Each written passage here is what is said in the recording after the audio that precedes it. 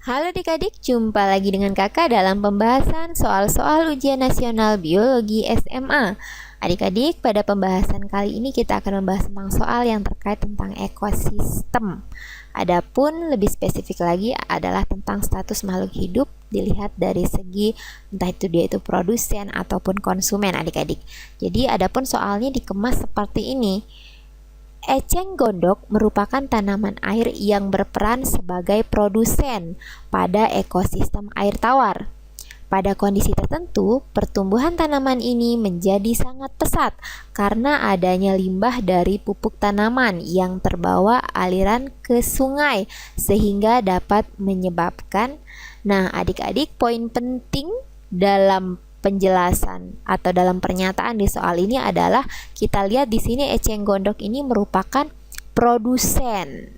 Nah, ada produsen, kemudian pada kondisi tertentu pertumbuhan tanaman ini menjadi sangat pesat. Kenapa? Karena ada limbah dari pupuk tanaman yang terbawa aliran ke sungai.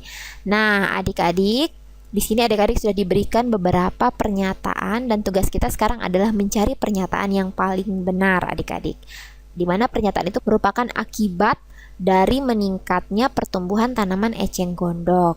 Nah, untuk menjawab pertanyaan ini kakak akan membuat ilustrasi sebagai berikut. Kita anggap ini adalah permukaan air sungai, adik-adik. Nah, di mana di permukaan air sungai ini kita temukan ada beberapa eceng gondok yang tumbuh adik-adik, misalnya seperti ini, eceng gondok yang tumbuh. Nah, tiba-tiba di suatu saat ada aliran limbah dari pupuk tanaman yang masuk ke sini. Nah, masuk ke sungai. Jadi di sini adalah limbah pupuk. Nah, namanya saja pupuk adik-adik, walaupun bentuknya adalah limbah tapi masih mengandung zat-zat yang diperlukan oleh tanaman, sehingga dengan teralirnya atau dengan mengalirnya si limbah pupuk ini ke sungai akan mengakibatkan pertumbuhan tanaman eceng gondok menjadi bertambah. Karena itu tadi di limbah pupuk banyak ditemukan zat-zat atau unsur hara yang dibutuhkan oleh tanaman, sehingga di sini eceng gondok pada permukaan sungai jadi tambah banyak adik-adik. Nah, sekarang ketika sudah banyak eceng gondok di sini adik-adik, kita perhatikan bagaimana keadaan kehidupan yang berada di bawah permukaan air kolam ini. Ya. Di mana di sini kita perhatikan banyak sekali makhluk hidup atau organisme di sini adik-adik. Ya, entah mungkin di sini ada ikan, kemudian ada plankton, ya. Selanjutnya mungkin kita temukan di sini ada berbagai macam dari jenis gastropoda, mungkin kerang-kerangan dan sebagainya adik-adik. Nah, di sini banyak sekali di sini. Nah, dengan tertutupnya permukaan air sungai ini oleh eceng gondok, itu akan mengakibatkan si ikan, plankton maupun makhluk hidup yang lain pertama memperoleh cahaya matahari akan berkurang, ya. Jadi di sini kakak akan tulis, di sini kakak tulis cahaya matahari di dalam sini berkurang. Selanjutnya apalagi berkurang? Kuncinya tadi kakak sudah jelaskan bahwa eceng gondok ini merupakan produsen. Ya, dimana kalau produsen, maka eceng gondok di sini akan menghasilkan yang namanya oksigen adik-adik. Nah, seperti itu.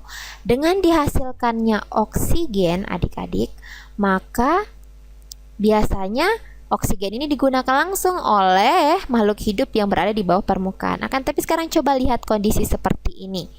Pertumbuhan tanaman yang sangat pesat menutupi semua permukaan sungai. Bagaimana bisa oksigen baik dari luar, ya, dari luar lingkungan sungai maupun hasil dari fotosintesis yang dilakukan oleh eceng gondok ini akan dapat masuk ke bawah? Tidak akan bisa karena terhalang oleh si eceng gondok ini adik-adik. Jadi berdasarkan penjelasan kakak tadi, tentu jawaban yang paling tepat di sini adalah yang C, adik-adik. Dimana dengan pertumbuhan tanaman eceng gondok yang menjadi sangat pesat sehingga permukaan kolam menjadi terpenuh oleh eceng gondok, tidak ada jalan oksigen untuk masuk ke dalam bawah permukaan air sungai. Jadi di sini terjadi pengurangan oksigen di bawah permukaan air, adik-adik. Adapun pernyataan yang lain mari kita perhatikan ya. Nah, di sini ada tanaman air yang lain dapat tumbuh dengan pesat pula. Ya, mungkin memang benar di sini adik-adik. Akan tetapi di sini dengan tumbuh pesat juga yang lain akan kembali lagi ke berkurangnya O2 di bawah permukaan air. Selanjutnya, menumpuknya logam-logam berat di dasar sungai. Tentu ini tidak ada sangkut pautnya karena sebagaimana kita ketahui juga eceng gondok ini merupakan tanaman yang dapat menyerap logam berat juga. Seharusnya dengan banyak eceng gondok, seharusnya logam berat pun di sini semakin berkurang. Jadi jelas ini salah. Ya, tadi yang ini juga kurang tepat. Selanjutnya untuk yang D, berkurangnya CO2 di bawah permukaan air. Justru dengan di sini banyak makhluk hidup di bawah permukaan air, CO2 akan meningkat dan tidak bisa keluar ke atas permukaan air karena sekali lagi tertutupi oleh eceng gondok. Jadi di sini salah. Jadi justru bertambah jumlah CO2 di dalam air. Kita lihat yang E, proses pembusukan berjalan sangat lambat karena tidak ada CO2. Jadi di sini juga salah adik-adik pernyataan ini. Karena sekali lagi CO2 itu bukan tidak ada, malahan bertambah di bawah permukaan air. Oke adik-adik, jadi di sini sekali lagi akibat yang akan ditimbulkan jika pertumbuhan eceng gondok itu pesat sehingga menutupi semua permukaan air sungai ya.